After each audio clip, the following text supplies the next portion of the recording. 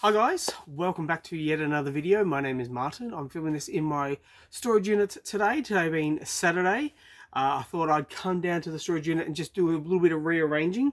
Woke up this morning to the sad news about Julian McMahon, and yeah, I got to thinking about his turns as Doctor Doom, and I knew I had a lot of Doctor Doom, Doom comics and Fantastic Four comics up here, just kind of like tucked away in the nook. A little bit difficult to get to, but I thought, why not take this opportunity to do a spotlight video on Doom, and also do a little bit of cleaning out of that area, because yeah, it's a bit of a mess and needs to be fixed. So yeah, unfortunately Julian McMahon passed away, as you know, and he had two goes as Doctor Doom in the two Fantastic Four movies from about 20 years ago. Tonight, there is nothing on TV, no sport, no nothing. Saturday in Australia, Saturday night for TV is dead night because of TV rights. All the sports have been put to cable channels. So yeah, I'm looking for something to watch. And what I'm going to do is I'm going to watch the Fantastic Four movies. I don't know if I'll get to that third one, that Fantastic. I watched it once. I don't think I'll watch it again. But it's a good precursor to the Fantastic Four First Steps movie that's coming out in a couple of weeks. But as you saw, I'm going to show off a whole lot of Doom 2099 comics because for my money, this is Victor Von Doom. There was a whole kind of story going along throughout the 40 plus issues of this series of is this the real Doctor Doom?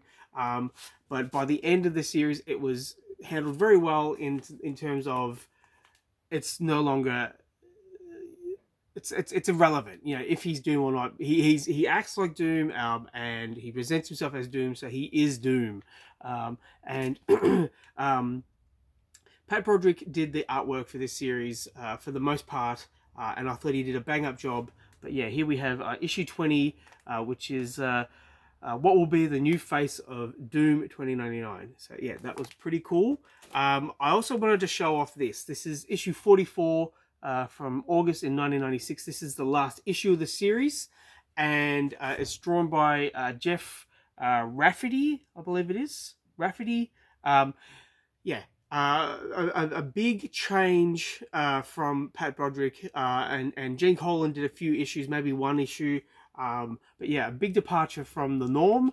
I kind of liked it. I thought it was pretty good. But last weekend I was at a mate's house, and he has 100,000 books easy. And I was in one of the back rooms, and I found all his 2099 in like 2 boxes. There was no Ravage 2099 number 1. I think I've secured that from him. So there's no duplicates, unfortunately. If there was, I would have picked it up. But I did see this, and I thought for half a second, should I pick it up? Because it's only going to cost me about, say, $4. And then should I go on to sell it online? Would I make any money from selling the final issue? I don't know. But what we have next is from Parody Press. This is Dumb 2099, issue 1. And as you can see, I got it from my comic shop. I have all these 2099 parodies. There was the Pamela, there was Rummage, there was Spineless Man, and yeah, there was Dumb 2099. For the most part, though, I think, you know, the artwork looks pretty nice. I do like the trade dress and how it kind of sparkles in the foil. That's pretty cool. But yeah, there we go. It's something a little bit different. Next up is issue 27. Again, I loved this cover. I loved the poster and this guy under the thralls of, well, actually no, not under the thralls. It's coming to the point in this series where something major happens very soon. But yeah, I'll spoil it at the end, but I think you know what it is. But yeah, just a really cool cover. And then we have issue 30, and this is the one nation under Doom. Doom takes over America. It's written by Warren Ellis, again with Patrick Broderick on art duties, and they do not hold back. They change so much about the 2099 landscape. Uh, it was surprising just how much they got away with, from what Doom did to the world, to America, and his opinions on a lot of things. It's a brutal read, and it was a lot of fun. I read this when I was like 16 years old, and it still sits with me. There's currently the One World Under Doom storyline being written by Ryan North, and for my money, it's this. I don't want to swear, but this is a high watermark compared to the Ryan North series. Yeah, Ryan North can't hold a candle to what is shown and done and explained in this storyline, in this overarching crossover. It was handled so much better than what's currently happening. But yeah, there we go. Now, the final issue, the key issue, I always end on a key issue for these videos, and it's this one. It's issue 29. It's the first issue of One Nation Under Doom, and I don't know if you can see it. I might have to take it out of the bag.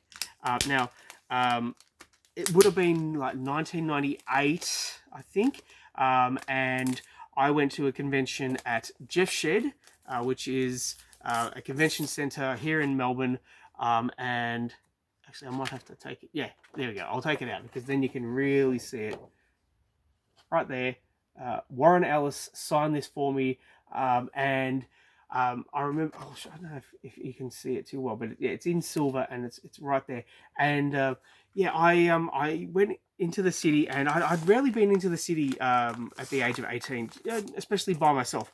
And no one else wanted to go with me. My brother didn't want to go with me. I think he was going to the football or something, and so I went by myself and got off at Richmond. Oh no, sorry. I got off at the station in the city, and there was this guy in this trench coat.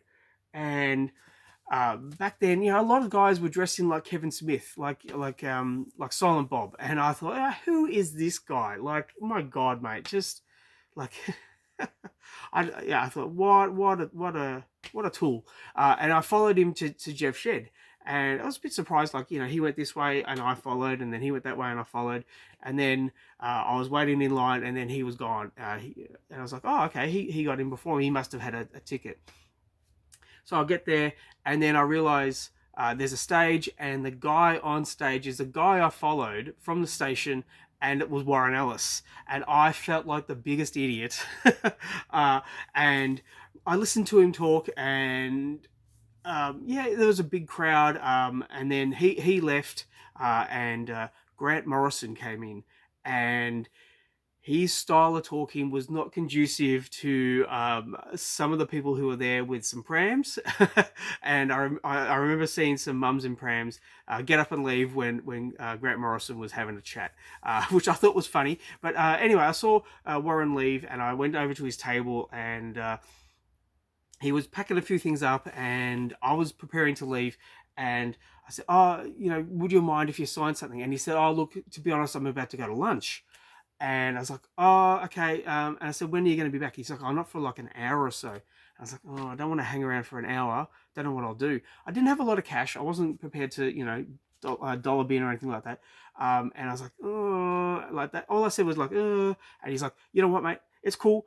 Come to the table, I'll sign it real quick, and then I'll go to lunch. I said, really, thank you so much. I really appreciate it. So I went there, and we had a very quick chat, and he signed it, and I thanked him again profusely, and then I left. And then as I left, some more people turned up, and he kind of lamented that decision because he was stuck there for a little bit longer, and I knew he was wanting to get some lunch. But I got my copy of Doom 2099 issue 29 signed by him, and that's the story for the day. That's the video for today. Obviously, a lot of comic book channels will be talking about Julian McMahon, but I'm going to be posting this first thing tomorrow because I don't have any other videos ready to go. So yeah, I'll be posting this first thing tomorrow morning. And yeah, rest in peace, Julian McMahon. I hope you enjoyed the video. Let me know what you think of the books and my waffling on. I hope you enjoyed it. I will catch you at the next one, guys. Bye.